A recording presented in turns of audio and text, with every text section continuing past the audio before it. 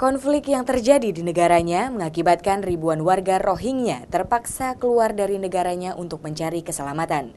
Mereka menaiki perahu dan kapal dan akhirnya terdampar di sejumlah negara termasuk di Aceh. Sejak tinggal di penampungan di Aceh, para imigran ini mengaku senang dan ingin tetap tinggal di Aceh.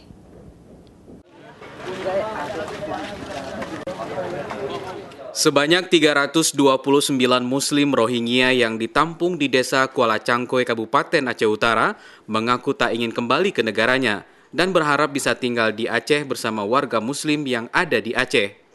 Salah seorang imigran asal Myanmar di desa Kuala Cangkoy mengaku mereka sangat khawatir jika dikembalikan ke negaranya. Menurut imigran, jika mereka dikembalikan ke negaranya, maka mereka akan kembali mengalami kekerasan dan mendapat perlakuan yang tidak menyenangkan. Kalau kita di sini tak ada sampai, kita tak tahu kitanya ada masalahnya. Kan dengar orang-orang ada luar sama Thailand, mana-mana ada orang mati banyak. Tapi alhamdulillah kita sampai sini. Sikit pun tak kurang bagi apa. Kita orang banyak senang sini.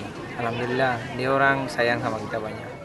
Hussein mengaku di Aceh mereka mendapat perlakuan yang sangat baik dan selalu dihargai oleh masyarakat.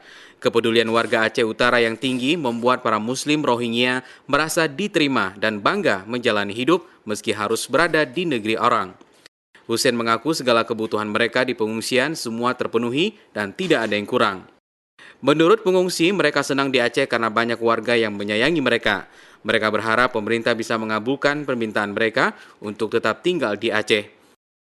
Mereka mengaku mau bekerja jika tersedia lapangan kerja untuk melanjutkan hidup di Aceh. Para Rohingya keluar dari negara karena tak merasa aman lagi hidup di negaranya.